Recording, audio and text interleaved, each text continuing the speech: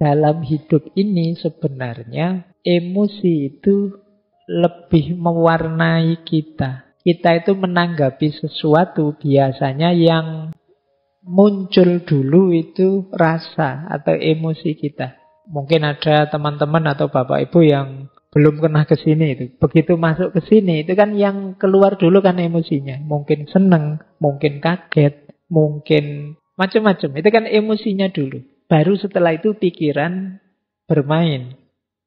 Oh, ya pantes rame, wong yo ada minumnya misalnya. Nah, itu pikiran belakangan, tapi kesan awalnya itu yang maju emosinya dulu. Jadi orang itu lebih banyak disituasikan oleh emosinya, bukan oleh pikirannya. Jadi kalian seneng dulu misalnya yang suka ngaji ini, suka dulu dengan ngaji ini, alasannya belakangan. Alasan itu kan dicari-cari nanti, wah enak ngaji ini, santai, wah enak ngaji ini. Itu sebenarnya alasan belakangan. Padune wis seneng duluan. Kalau kalian tidak seneng, dicari-cari juga alasannya untuk tidak seneng.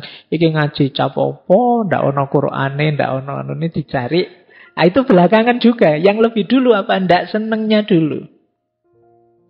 Yang setuju filsafat sama anti filsafat itu mesti suka dulu dan atau tidak suka dulu baru cari argumen. Nah, itu manusia. Jadi manusia itu lebih disituasikan oleh perasaan dan emosinya. Baru kemudian pikiran masuk. Meskipun tidak harga mati seperti saya bilang tadi. Bisa saja nanti setelah mikir dalam, wah keliru saya kalau seneng. Harusnya saya kritis ini. Nah, ini belakangan tapi bisa diubah. Nah, jadi itu asumsi pertama. Manusia itu disituasikan oleh emosi dan perasaannya. Baru kemudian pikiran merespon yang kedua. Pikiran itu kalau sudah merespon, biasanya terus dia menyimpulkan, kalau sudah begitu muncul tindakan. Saya seneng nih, kemudian iya sih karena itu santai, tidak ada tugas macam-macam, ada minumnya, ada terus akhirnya saya rajin ke sini. Jadi dari emosi masuk ke pikiran, kemudian muncul perilaku dan tindakan. Jadi kalau di situ saya tulis behavior, perilaku itu kan kalau terus-terusan jadi kebiasaan. Dan itulah nanti yang membentuk performan kita, profil kita.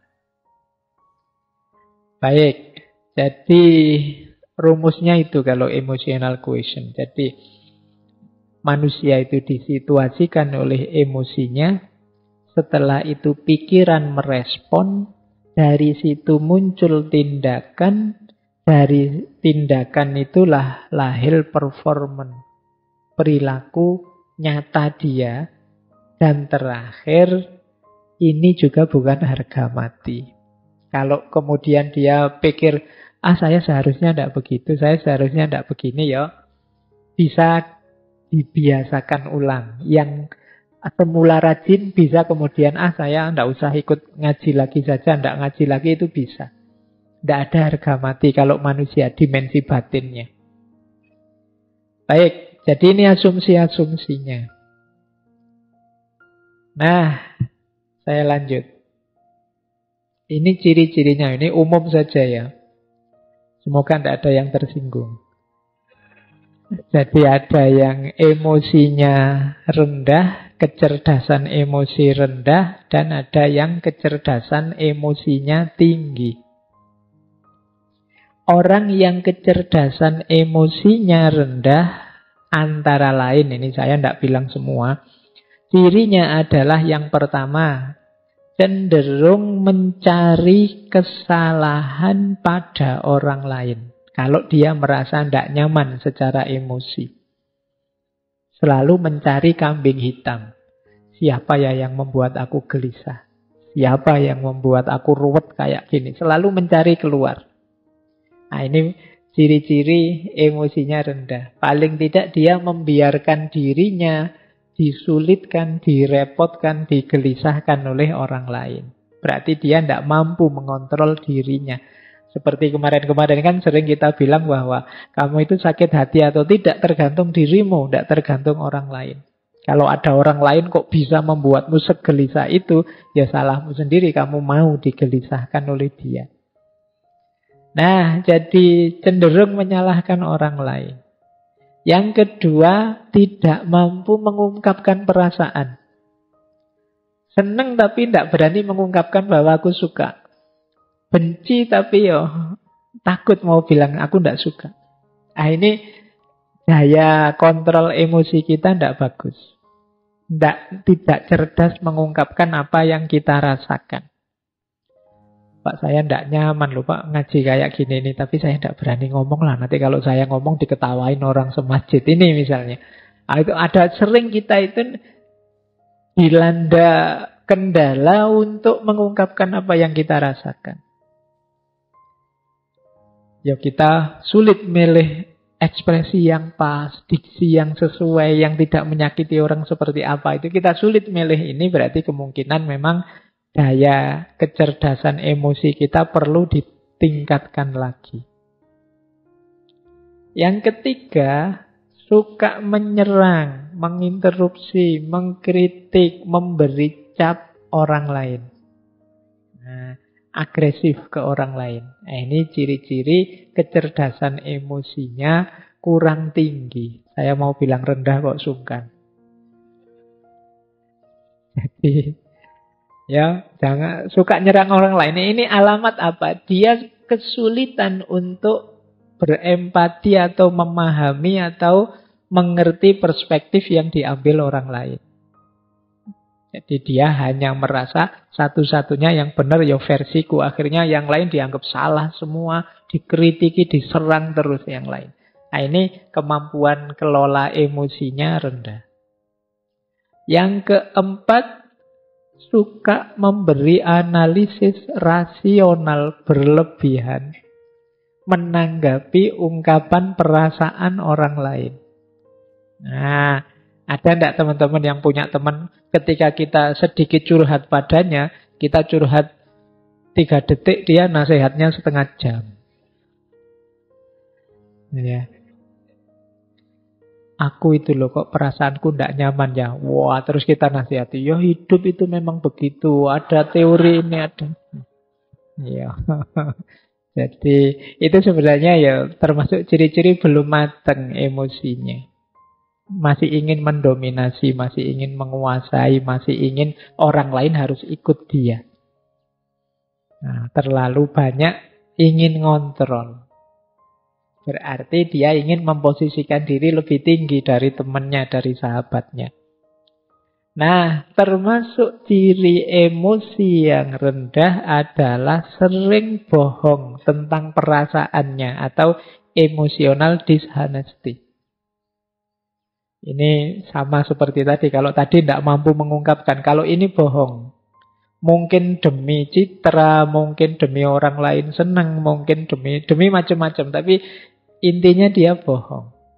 Padahal itu merugikan dirinya, bisa juga merugikan orang lain. Karena orang lain jadi sulit memposisikan diri di hadapan kita. Suka enggak kamu kalau saya gayanya begini? Sebenarnya enggak suka, tapi bilang, wah suka sekali saya Pak. Meskipun nanti kalau saya tidak ada diam-diam, itu loh Pak Faiz ngomong apa sejak tadi misalnya. Nah, ini namanya emotional dishonesty. Jadi ketidakjujuran emosional. Ini kalau orang-orang dekat kita, kalau kita tahu mereka tidak jujur kan menyakitkan. Jadi tidak hanya merugikan diri sendiri, tapi merugikan orang lain juga. Karena kita jadi sulit memposisikan diri di hadapan dia, wong dia tidak jujur. Jadi seneng tapi bilangnya benci. Benci tapi bilangnya seneng. Itu kan merepotkan. Jadi, ya mbok kalau seneng bilang saja seneng. Meskipun saya seneng sih, tapi ya kamu tidak usah terbebani lah. Wong cuma saya saja. Kok kan tidak masalah. Yang penting kamu jujur. Nah, biasanya juga orang yang emotional quotient-nya rendah itu adalah pendengar yang jelek. Tidak betah dia mendengarkan. Suka interupsi, suka debat. Tidak mampu menunggu orang sampai tuntas bicara. Di tengah jalan selalu menyela. Nah, ini kemampuan kontrol dirinya rendah. Mungkin kadang kalau debat itu kan sering saling nyamber itu. Mungkin dia khawatir kalau ini teman lawan bicaraku selesai ngomong, jangan-jangan sulit aku bantahnya. Akhirnya dicegat di tengah jalan. Nah, ini pendengar yang jelek. Berarti debatnya memang nyari menang kalah, bukan mencari yang benar. Maka yuk latihan. Terus melebih-lebihkan atau mengecil-ngecilkan yang dirasakan. Kan banyak orang itu hal kecil diheboh-hebohkan. Perasaannya sendiri yang biasa saja sebenarnya itu urusan sepele, tapi seolah-olah wah, sekedar misalnya, wah aku kok tidak kebagian minum ya. Wah, jangan-jangan takmirnya sentimen saya. Jangan-jangan dibesar-besarkan. Ini mungkin dia khawatir tersaingi oleh aku mungkin. Dia khawatir mikirnya tidak karu-karuan, melebih-lebihkan. Jadi mendramatisir hal-hal yang sebenarnya biasa-biasa saja. Baik, terus tidak peka terhadap perasaannya orang lain. Jadi orang seperti apa dia tidak peka. Jadi ngertinya ya perasaanku saja. Dia marah-marah kalau orang tidak mengerti dirinya, tapi dia tidak mau mengerti orang lain. Kemudian sering merasa insecure, tidak aman. Sukar menerima kesalahan diri sendiri dan berat kalau mau minta maaf. Jadi kalau ada teman-teman punya ciri begini, berarti ya harus belajar lagi emotional quotient. Kecerdasan emosional. Kemudian pesimis, merasa dunia ini tidak adil. Wah, tidak adil dunia ini. Orang kaya kok tambah kaya, aku kok tambah miskin. Kan sering yang mengeluh begitu kan banyak. Tidak adil Allah ini. Kadang-kadang Allah juga dimarahi. Nah, ini hidup pesimis. Apa maunya Allah itu? Saya kemarin baca di mana itu. Apa yang dipikirkan Tuhan itu kan gitu. Kan banyak yang komplain dengan kalimat-kalimat begitu. Baik, jadi pesimis. Sukanya mengeluh. Yang dilihat yang buruk-buruk, yang jelek-jelek saja. Ini ciri-ciri emosional kecerdasannya rendah. Kemudian kaku, tidak luas. Jadi sulit beradaptasi terhadap perubahan-perubahan dalam hidup. Orang yang kaku itu kan berat. Mudah patah. Maka jadilah orang yang tangguh. Tangguh itu bukan berarti kaku. Kalau pakai ilustrasi biasanya orang berilustrasi kayak sabuk. Sabuk itu kan lentur. Jadi kadang-kadang dipakai di gigi satu ya bisa, di gigi dua bisa. Kalau kita sedang kerempeng ya masih bisa pakai yang gigi paling awal. Nanti kalau sudah agak makmur bisa. Luwes sabuk itu dipakai seperti apa saja bisa. Karena apa? Dia lentur. Beda dengan yang kaku. Tombak misalnya. Itu kan tidak bisa dilipat, tidak bisa ditekuk. Kalian bawa tombak naik motor ya malang-malang tidak karu-karuan. Karena apa? Kaku, mudah patah. Tapi kalau pakai sabuk gampang. Itu maka orang-orang yang emosinya tidak bagus, cara pengendaliannya ya dia biasanya kaku. Sulit sekali dinego. Sulit sekali dilembutkan. Terus biasanya kemudian jadinya tidak harmonis dengan orang. Lebih harmonis dengan yang bukan manusia. Iya. Dengan koleksinya, dengan binatang kesayangannya. Sampai kemarin ada yang menikah sama kambing itu ya. Mungkin dia sudah putus asa dengan manusia, itu dia. Jadi kenapa ada orang putus asa dengan orang lain? Karena dia sendiri sulit membangun relasi yang harmonis dengan orang lain. Dia menyangkal fakta bahwa kita ini makhluk sosial. yang tidak bisa hidup sendiri. Nah, jadi itu di antara ciri. Kalau ada orang kok lebih sayang dengan motornya, dengan mobilnya daripada keluarganya, anaknya, istrinya, itu kemungkinan ada masalah dalam relasi. Terus puas kalau bisa menghina orang lain, mengalahkan orang lain. Kadang-kadang dibela-belain dengan bikin hoax, bikin kebohongan. Yang penting musuhku kalah. Nah, ini berarti orang yang lemah secara emosi. Kebalikannya kalau orang yang kecerdasan emosinya tinggi, itu ya kebalikan ciri-ciri tadi. Dia tidak takut mengungkapkan apa yang dirasakan. Kalau iya bilang iya, kalau tidak bilang tidak. Kemudian tidak didominasi oleh perasaannya. Orang bisa takut manusiawi, tapi jangan didominasi oleh rasa takut. Orang bisa kecewa, ya wong manusiawi, tapi ya jangan terus hidupmu hancur gara-gara satu kekecewaan kecil. Jadi tidak didominasi oleh perasaan. Kemudian mampu membaca isyarat-isyarat, tidak hanya kata-kata. Ini hubungannya dengan kepekaan tadi. Misalnya, sudah jam 10 ngaji tidak selesai-selesai, yang di sana menguap, yang di sini menguap, tapi saya ngomongnya asik saja, tidak peduli. Itu padahal di sana sudah isyarat itu kan, menguap itu ngantuk. Nah, membaca bahasa nonverbal ini salah satu ciri kecerdasan emosi. Itu nanti kayak orang ceramah, tidak selesai jamaahnya sampai mulet-mulet dia ngomong terus. Sampai di kode gini-gini juga tidak paham. Materinya malah ditambah. Al-waktu kas-saif. Waktu memang penting. Ini sudah diminta selesai, tidak paham. Ini komunikasi nonverbal namanya. Ciri orang yang cerdas emosi. Kadang-kadang dikedipin sekali saja paham. Itu cerdas. Kita mengangguk atau menggeleng sebentar, dia paham. Itu cerdas secara emosi. Banyak orang yang tidak peka dengan yang begitu-begitu. Nah, kemudian orang yang cerdas emosi itu melakukan segala sesuatu karena dirinya sendiri. Tidak tergantung atau mudah terpengaruh oleh segala yang di luar dirinya. Jadi dia bisa memotivasi dirinya. Hari ini kan banyak orang untuk motivasi saja mahal-mahal ngundang motivator. Biar saya tidak malas, Pak. Oh, tidak malas saja kok mahal. Tinggal kamu tidak malas kan selesai. Tapi kan kita menghabiskan biaya banyak untuk memotivasi diri kita.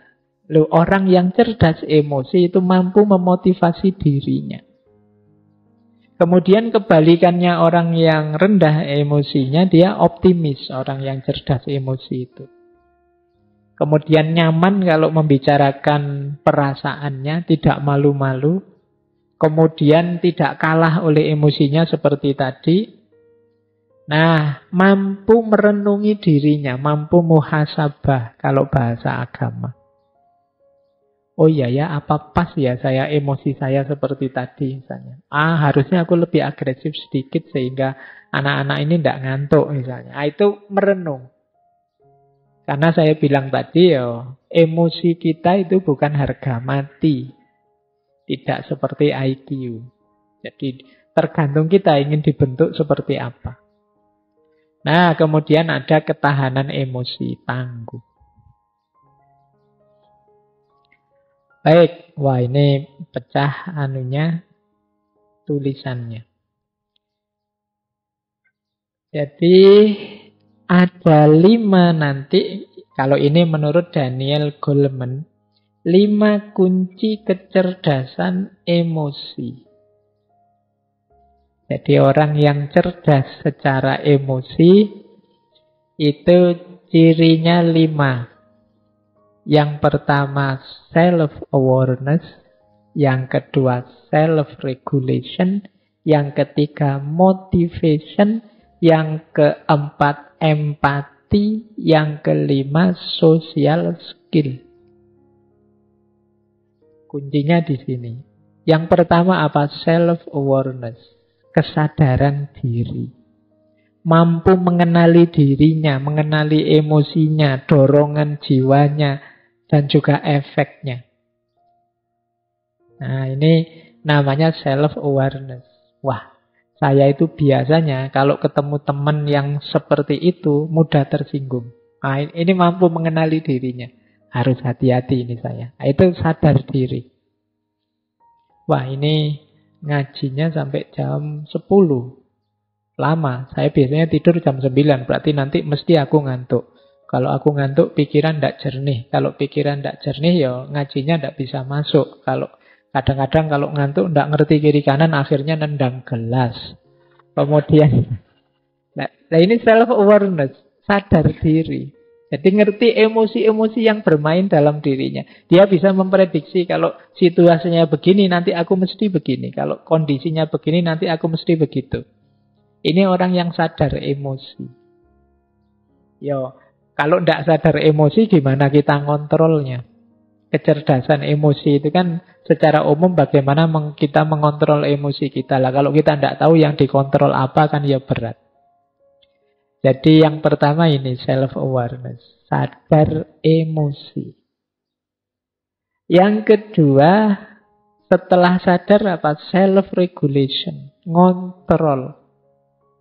Nah, kalau tadi sadar menerima, kalau ini ngontrol. Saya tahu ngobrol dengan orang kayak gini ini mesti membuat mangkel, membuat tersinggung. Tapi saya tahanlah. Saya tidak marah. Sing waras ngalah wis tidak apa-apa. Nah, ini namanya mampu. Orang yang cerdas emosi. Hari ini kan sulit kita untuk bisa mengontrol ini. Kalau menyadari mungkin mudah ya. Tapi ngontrol ini berat. Apalagi dorongan untuk yang negatif-negatif yang sudah sering kita lakukan. Biasanya orang itu kalau punya kebiasaan kok negatif itu kan sulit mengubahnya. Akhirnya apa? Mencari alasan agar yang ini sebenarnya negatif terus jadi positif. Jadi mencari alasan agar yang negatif-negatif tadi terus jadi positif. Bukan mengubah yang negatif jadi positif. Yang dicari alasannya saja. Nah ini berarti bukan self-regulation. Jadi misalnya biasanya rajin ngaji sih, tapi sekarang kok males ngaji ya. Nah, terus dicari alasan, males ngaji. Ngaji itu kan sunnah, tidak wajib. Wong saya juga bukan ahli Al-Quran, wong ya bukan hafid, bukan. Jadi ya tidak masalah lah. Yang penting kan masih sholat, masih syahadat. Nah, ini namanya bikin alasan untuk kebiasaan yang sebenarnya kita tahu itu negatif.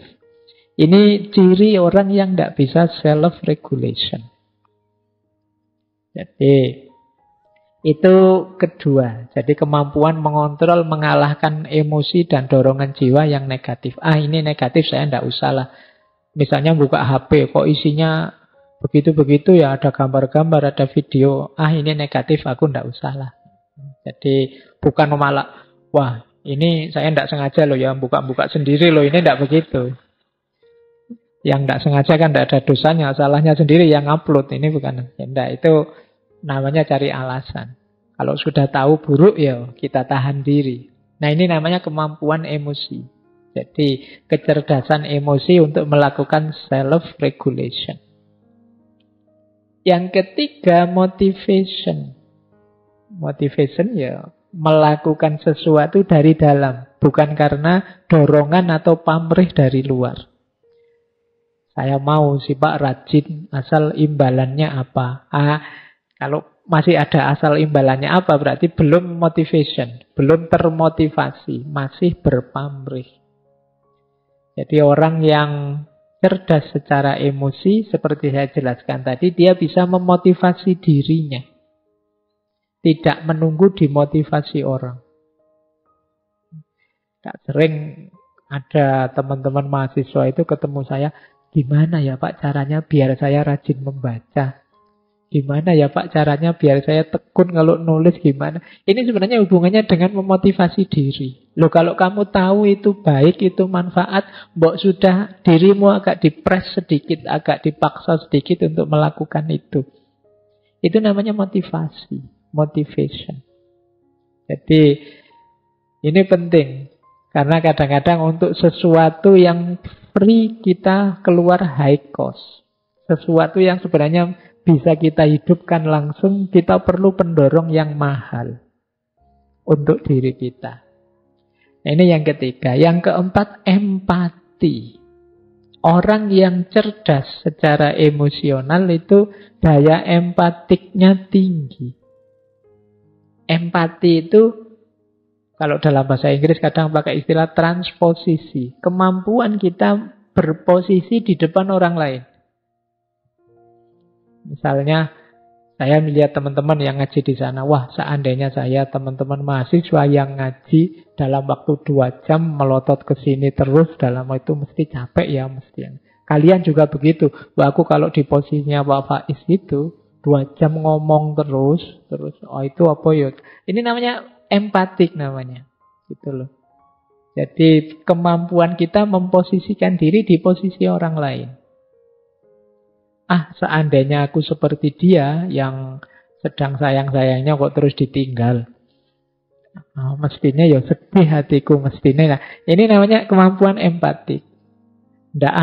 Ingin aku menertawai dia tapi kok ya kasihan ya. Kalau aku di posisi dia ya, itu namanya empati. Kalau aku di posisi dia jadi orang yang khilaf sih tidak sengaja, tapi kemudian diserang kiri kanan, dimarahi, dianui, wah mestinya ya sedih. Sudahlah, aku tidak usah ikut maki-maki, tidak usah menyerang. Nah, ini namanya empati. Jadi kemampuan memposisikan diri di posisi orang lain. Ini akan jadi kunci nanti dalam hubungan sosial. Nah, yang kelima, social skill. Social skill ini kemampuan menata hubungan, membangun jaringan dengan orang lain. Jadi orang yang mudah bergaul, enak bergaul, gampang diterima di mana-mana, itu namanya social skill.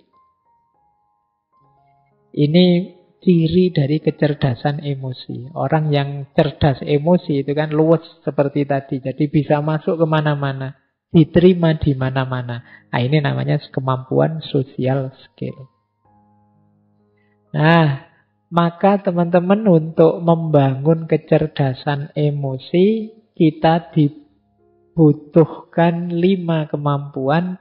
Yang pertama self-awareness, yang kedua self-regulation, yang ketiga motivation, yang keempat empati, yang kelima social skill. Ini diingat-ingat nanti kuncinya di 5 hal ini. Baik, sekarang indikator sebelum nanti ke teknik-tekniknya.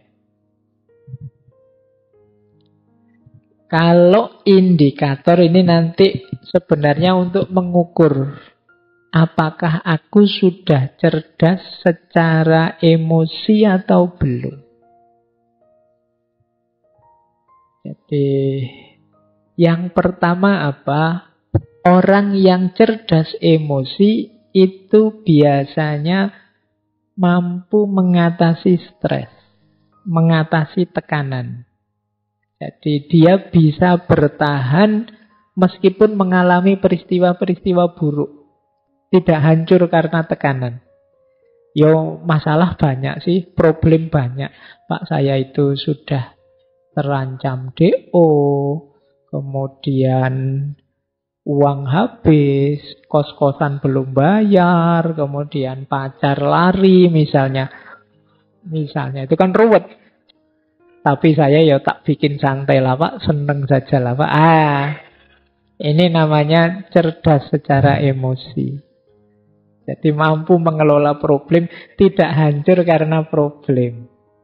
Nah, meskipun kadang kamu itu cerdas apa ndak waras. Masalah sebesar itu kok cengenges-cengenges. Jadi, tapi memang di antara cirinya orang cerdas emosi itu mampu mengatasi stres. Dia tangguh. Yang kedua, daya tahan dirinya kuat. Jadi mampu menahan diri. Saya siap melekan hari ini demi besok tulisanku selesai. Ini kemampuan daya tahan diri. Jadi melekan itu kan tidak enak. Tapi aku siap menahan tidak enak sebentar demi kenyamanan yang lebih besar nanti. Ini orang cerdas emosi. Sudahlah, saya tahan saja dimarah-marahi dosen, yang penting nanti ditandatangani lah. Hai, ini lumayan emosimu, cerdas secara emosi. Paling nanti dosennya lah ya bosen-bosen sendiri sama saya. Lama-lama ya ditandatangani. Nah ini ciri kedua. Jadi orang yang cerdas emosi itu punya daya tahan diri yang bagus. Punya ketangguhan, keuletan, kesabaran mengikuti proses. Saya tahu tidak ada yang instan, maka ya saya ikuti prosesnya. Ini mampu mengendalikan diri. Yang ketiga, orang cerdas emosi itu mampu mengelola suasana hati seperti yang dia inginkan. Jadi, biasanya orangnya tenang. Ada masalah, ya, tapi bukan berarti aku harus gelisah. Ada problem, ya. Kadang-kadang ya sedih, kadang-kadang ya ruwet hidup ini, tapi ya tenang saja. Nah, kalau bahasanya agama kan mutmainnah. Jadi batinnya sudah stabil. Apapun yang terjadi tidak belok-belok sudah, tidak naik turun lagi. Nah, ini orang yang cerdas secara emosi. Yang keempat, mampu memotivasi diri. Tadi sudah dijelaskan ya, bagaimana orang tidak perlu pendorong dari luar dirinya untuk melakukan sesuatu. Yang kelima, mampu memahami orang lain lewat empati. Dan yang keenam, mampu bergaul dengan baik. Kok punya teman pintar sekali bergaul, di mana-mana disukai. Ini berarti kecerdasan emosinya tinggi. Berarti apa, teman-teman? Melatih kecerdasan emosi itu sebenarnya melatih untuk melakukan 6 hal ini. Yang pertama, latihan untuk tangguh, tidak runtuh meskipun banyak masalah yang menekan kita. Yang kedua, latihan mengendalikan diri, menahan diri. Yang ketiga, latihan tenang, latihan mengendalikan suasana hati.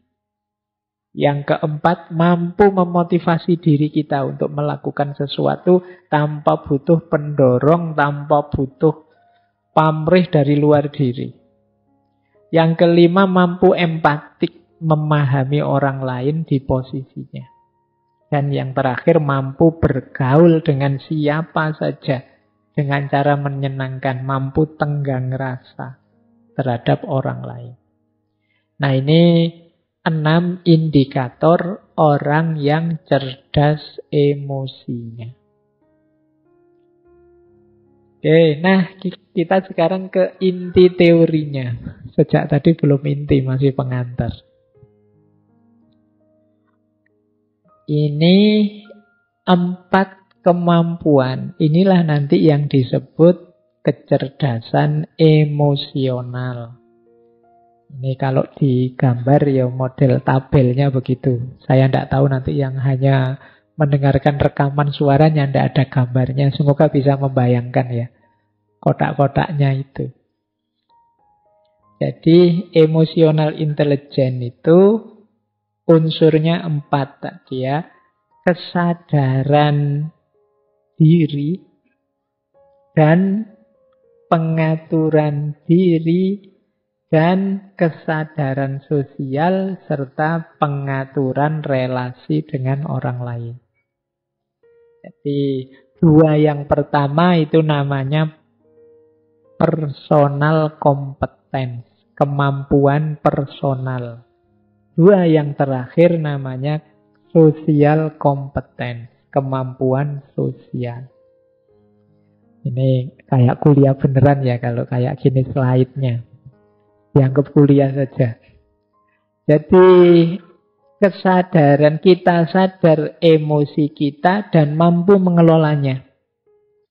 Kita sadar sebagai makhluk sosial dan mampu mengelolanya. Sebenarnya kuncinya itu. Yang disebut kompetensi personal dan kompetensi sosial.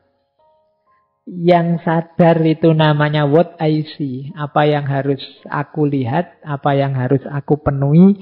Kalau yang pengaturan-pengaturan itu what I do. Apa yang harus aku lakukan. Jadi yang disadari dan yang dilakukan. Baik sehubungan dengan diri kita sebagai pribadi maupun diri kita sebagai makhluk sosial. Sederhananya itu sebenarnya. Kecerdasan emosi itu. Nah, sekarang kita gali satu demi satu. Kesadaran diri itu cirinya 4. Yang pertama tadi ya, mampu mengenali emosi dalam diri kita. Saya itu rasanya sekarang kayak gimana sih? Itu bisa. Saya Pak rasanya capek Pak, bosen Pak, lelah Pak, jenuh Pak, dan lain sebagainya. Ini mampu mengenali emosi. Terus menerima diri apa adanya.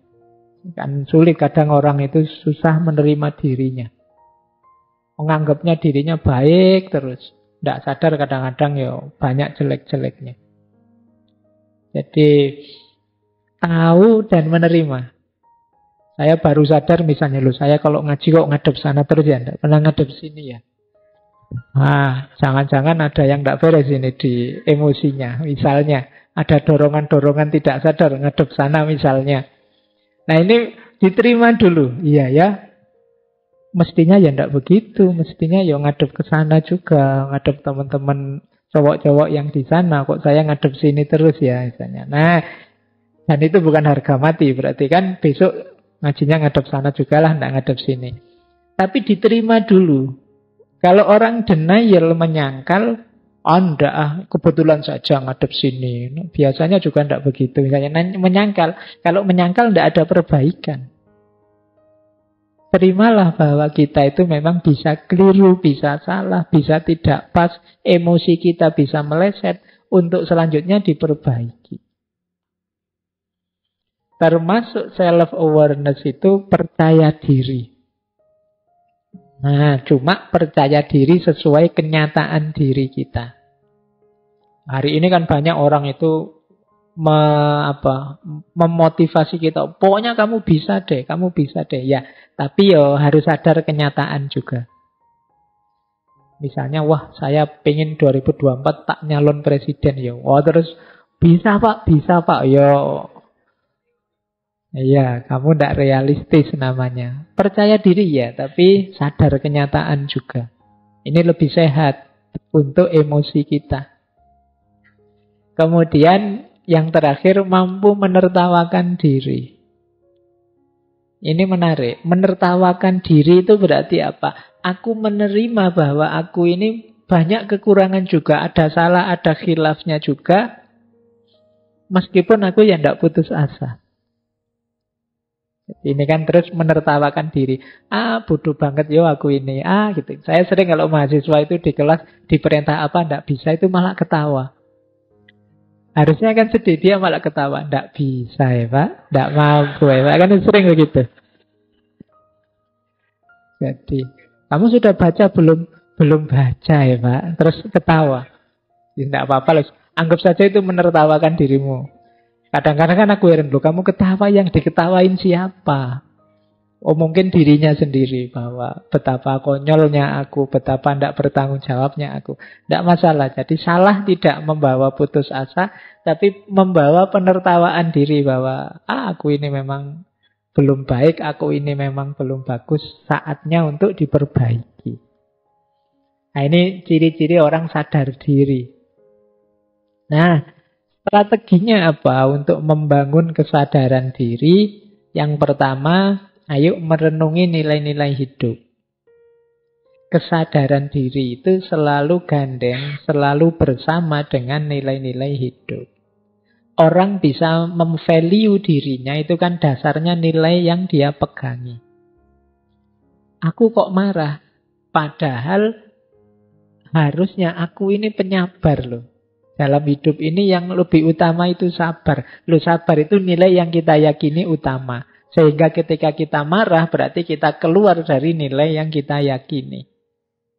Loh, aku kok ngamuan, padahal aku ini orang Islam. Katanya Islam itu rahmatan lil alamin, cinta damai. Berarti meleset yang aku lakukan ini. Nah, itu kesadarannya muncul karena kita sadar nilai. Yo, nilai ini jadi standarnya. Kalau kita tidak punya standar, ya kita tidak tahu sudah meleset apa belum. Yang kedua, untuk sadar diri, mari sering-sering mengamati efek dari emosi yang kita ungkapkan. Saya marah-marah tadi loh, kira-kira ada baiknya enggak sih? Aku maki-maki tadi kira-kira positifnya apa ya? Coba sekali-sekali teman-teman melakukan itu. Apa sekedar kelegaan perasaan saja? Tidakkah itu menyakiti orang lain? Tidakkah itu menambah masalah saja? Tidakkah itu memutus silaturahim persaudaraan? Nah, ini namanya memperhatikan efek dari emosi. Kita itu sering demi kelegaan sesaat mengorbankan nilai-nilai yang jauh lebih tinggi, lebih besar. Ini berarti kita belum cerdas secara emosi. Biarlah aku menahan diri meskipun dia maki-maki aku seperti itu. Asal kita tetap bersaudara, tidak apa-apalah. Ini kan tidak enak, tapi demi nilai yang lebih tinggi, kepentingan yang lebih besar. Kemudian penting juga kita pahami apa atau siapa yang bisa menekan tombol. Ini istilahnya menekan tombol. Ini ada teman kalau ngomong nyelekit. Ketemu yang kayak gini ini biasanya aku mudah terpancing marah. Jadi kita waspada. Awas ini anak cerewet yang tadi ini. Itu kita tahu dia yang bisa menekan tombol kita. Atau bukan orang tapi peristiwa. Atau apapun itu. Jadi kita terus waspada, ngerti. Ini yang bisa mancing aku jadi meleset ini. Ini yang bisa mengarahkanku jadi kacau ini. Kemudian cari feedback yang bagus. Manusia itu ada keterbatasannya, termasuk ketika kita membaca diri kita sendiri. Seringkali tidak objektif. Yang jelek kita anggap baik dan lain sebagainya. Maka pendapat orang, komentar orang perlu kita cari juga. Jangan-jangan kita merasa ngomongnya sudah baik, ternyata menyakiti orang. Ini namanya feedback. Untuk dapat feedback yang baik, kita perlu teman yang dipercaya. Cari teman yang bisa dipercaya. Kemudian tetapkan tujuan. Saya harus lebih baik. Saya harus lebih sabar. Saya harus lebih pemaaf. Saya harus lebih santun ngomongnya. Ini namanya ada tujuan. Biasanya orang itu kalau ada tujuan lebih mudah untuk diwujudkan. Kemudian yang terakhir, jangan menunggu atau menunda. Iya Pak, yang disampaikan Pak Faiz itu menurut saya penting, bagus. Tapi besok lah Pak, masalah. Itu namanya nunggu-nunda. Ada banyak hal yang kita tunda-tunda terus. Mungkin kalau kebaikan yang kita ketahui sudah kita jalankan semua, itu kita sudah bisa jadi superhero harusnya. Tapi kan sebagian besar kita tunda. Mau bantu orang besok saja. Mau belajar nanti saja kalau sudah. Akhirnya banyak yang keteteran. Kita tidak jadi cerdas secara emosi karena ditunda terus.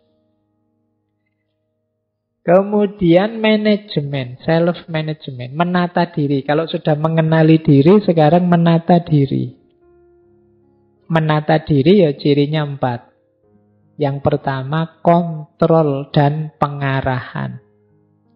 Saya mampu marah, saya mampu sayang, saya mampu jengkel, saya mampu takut, dan lain sebagainya. Cuma menggunakannya pas, itu namanya mampu ngontrol. Kemudian ciri orang yang bisa self-management itu berpikir sebelum bertindak. Mikir dulu. Jangan pukul dulu, mikir belakangan. Dibalik. Jadi dipikir dulu. Apapun yang mau dilakukan, coba dipikir dulu. Itu namanya kemampuan self-management. Berintegritas dapat dipercaya. Jadi orang yang teguh pada prinsip, pada nilai. pada pendiriannya. Ini namanya orang yang berintegritas. Dan dia dapat dipercaya. Jangan takut dengan saya jujur kok. Saya kalau disuruh jaga rahasia, ya saya jaga beneran. Nah, ini namanya berintegritas. Kemudian mampu beradaptasi menghadapi keragaman.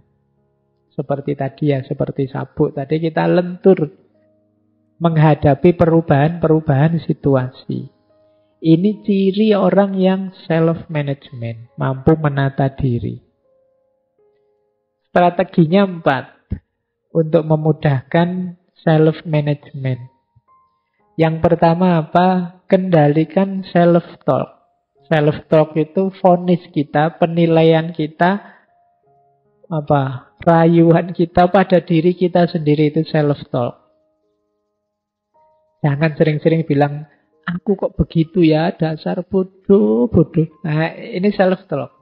Nganggap dirinya sendiri bodoh. Jadi, bicaralah yang baik-baik terhadap dirimu. Karena itu akan jadi mantra yang membentukmu. Jadi, kalau teman-teman membaca diri, aku masih bisa lebih baik. Daripada bilang pada dirimu, aku ini orangnya jelek. Nah, jadi ini penting self-talk ini. Kita itu sering mensugesti diri kita secara negatif. Dan biasanya ya ke situ nanti diri kita terbentuk. Siapa sih saya ini, Pak? Saya itu hanya remah-remah. Iya, kan sering kemarin anak-anak bilang begitu. Ya kamu akan jadi remah-remah beneran. Akan lebih positif ya. Masih banyak hal yang belum saya mampu, Pak, tapi insya Allah tidak lama lagi yang ingin saya bisa akan saya kuasai. Nah, itu kan lebih positif, membuatmu bersemangat untuk berjuang. Jadi, kendalikan self-talk. Kemudian hitung sampai 10. Ini sebenarnya adagium. Jadi, hitung sampai 10 itu kalau mau melakukan apa-apa dipikir dulu. Wah, kurang ajar dia. Ngomong jelek tentang aku di medsos. Tak bales Sebelum bales dihitung dulu sampai 10. Bales bener apa enggak? Nanti efeknya apa kalau dibales? Sudahlah, pokoknya harus menang. Kedua, dibales tenan apa enggak? Nanti sampai 10 kali coba. Undur sampai 10 kali. Ini sebenarnya memberi kesempatan kita untuk berpikir dulu deh. Pertimbangkan masak-masak, termasuk efeknya. Karena kalau sudah terkirim, apalagi sudah dibaca sana, nanti jangan-jangan masalah baru muncul. Sudah terlanjur diucapkan, didengarkan orang, jangan-jangan problem baru lahir. Wong kalau sudah diucapkan, dia sudah menjelma jadi energi suara. Yang energi ini tidak akan hilang, tidak akan habis. Kalau itu negatif, dia akan negatif selamanya. Nah, jadi hitung sampai 10. Kalau masih kurang, hitung sampai 100. Masih kurang, hitung sampai 1000. Sampai 10.000 boleh. Pak, saya mau marah, Pak. Ayo ngitung dulu sampai 100. 1, 2. Wah, tambah marah saya, Pak. Jengkel gara-gara ngitungnya tadi, Pak. Ayo ngitung sampai 10.000 kalau gitu ngitung. Jadi untuk meredakan emosi, biar pikiran jernih kembali. Kemudian ada lagi tips yang bilang banyak senyum dan gembira. Itu mencerahkan pikiran. Ya kalau kita merengut saja, kalau kita susah diajak ketawa, diajak senyum, itu biasanya sepaneng kalau bahasa Jawa nih. Kaku, tegang terus. Itu tidak enak. Bergaul dengan teman yang kaku kayak gini kan tidak enak. Tidak bisa diajak guyon. Dari mana, Mas? Dari belakang. Ngambil tidak enak. Mau kemana? Mau ke depan. Diajak guyon. Baik, ya hidup ya sekali-sekali ada sendaguronya. Butuh dalam rangka apa? Biar pikiran jernih. Kok jalan kaki saja, Mas? Emangnya mau ngerangkak apa? Marah terus ikutannya. Oke, baik ya. Jadi banyak senyum biar segar. Ini sebenarnya analogi dari optimis lah. Segala sesuatu itu tergantung caramu menanggapi kok. Apalagi yang terakhir itu, dari segala sesuatu kita bisa mengambil pelajaran yang positif. Waduh, saya salah kemarin itu, Pak. Alhamdulillah saya sekarang dapat pelajaran baru. Jadi kesalahan jadi pelajaran. Sehingga kita tidak putus asa, sehingga kita tidak sedih terus-terusan. Mungkin ini caranya Allah memberiku pelajaran, sehingga aku ngalami yang tidak enak, ngalami yang buruk. Besok semoga lebih baik lagi hidupku. Nah, ini self-management. Yang ketiga, social awareness. Kesadaran sosial. Ya, antara lain tadi ya, kalau tadi memahami emosi diri, kalau sekarang memahami emosinya orang lain. Mampu berempati. Saya tahu kamu sedang prihatin, sedang sedih. Sudahlah, urusan dengan saya nanti saja kalau sudah tenang. Ini namanya mampu berempati.